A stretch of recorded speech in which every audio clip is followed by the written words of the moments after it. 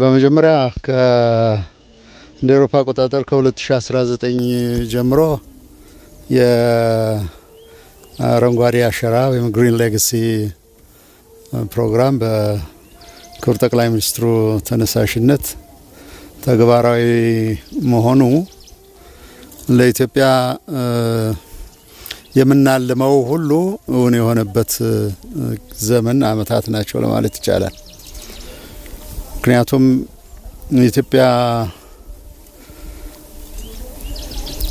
ጫካዎች፣ አዝርቶች፣ አትክልቶች በተፈጥሮ ጸጋ የተቸሩን እንጂ እኛ ተፈጥሮ በሰጠን ልክ የማልማት ተነሳሽነታችን እጅግ በጣም አናሳ ነበር ሊባል ይቻላል። ስለዚህ ብዙ የተፈጥሮ ሀብቶቻችንን አጥተናል።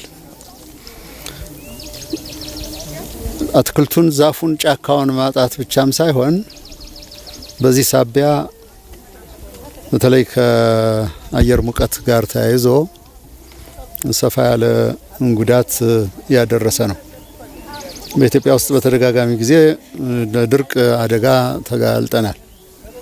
እኛ በደረስንበት እድሜ እንኳን ምናልባት እናንተ እንደ ተረት በመጽሐፍ የምታዩት ብዙ ስቃዮች፣ ሰቆቃዎች አይተናል። በተለይ ከበረሃማነት መስፋፋት ጋር ከድርቅ ጋር የተያያዘ ብዙ ዋጋ ከፍለናል። እንደ ሀገር ብዙ ዜጎችንም አጥተናል። ይሄን ታሪክ ለማድረግ ከተወጠኑት ተነሳሽነቶች አንደኛው ይሄ ነው። ስለዚህ በየአመቱ በተለያዩ መፈክሮች ሰውን በሚያነቃቃ ለራሱ ለኑሮው ለህይወቱ ሲል ለዚህ ትውልድ ብቻም ሳይሆን ለቀጣይ ትውልድም ትሩፋት እንዲሆን ይኸው በየጊዜው በሚሊዮኖች የሚቆጠሩ ቢያንስ በቀን የዓለም ሪከርድን የያዙ ተግባራት የኢትዮጵያ ሕዝብ በመፈጸም ላይ ነው። ዘንድሮ 800 ሚሊዮን ሲባል ቅድም እንዳልኩት ምንም ያለምነው ተግባራዊ የሚሆንበት እንደ ሕዝብ እንደ ሀገር በመሆኑ በጣም የሚያስደስት ነው። ከአንዳንድ ሀገሮች ጋር በንጽጽር ስንወስደው በጣም ጥቂት ሀገሮች ናቸው በተለይ ይህን ያክል ማሲቭ የሆነ ስፋት ያለው የዛፍ መትከል ወይም አፎሬስቴሽን ፕሮግራም የሚጠቀሙት ያሉት በጣም የተወሰኑ ናቸው። አንዳንዶቹ ምናልባት ከአካባቢያቸው ሁኔታ ባለመመቸት የተነሳ በበረሃማነት መስፋፋት ዴዘርት ከሆነ የተነሳ 10 ሚሊዮን 15 ሚሊዮን 1 ሚሊዮን ተከል ሲል ትልቅ ታሪክ ነው።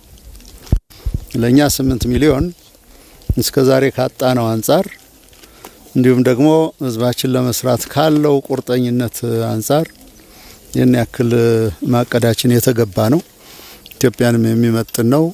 እንደገና መልሶ ደግሞ ሀገራችንን በአረንጓዴ ለማልበስ ለምናደርገው ትጋት ስሙሙ ነው ለማለት ይቻላል።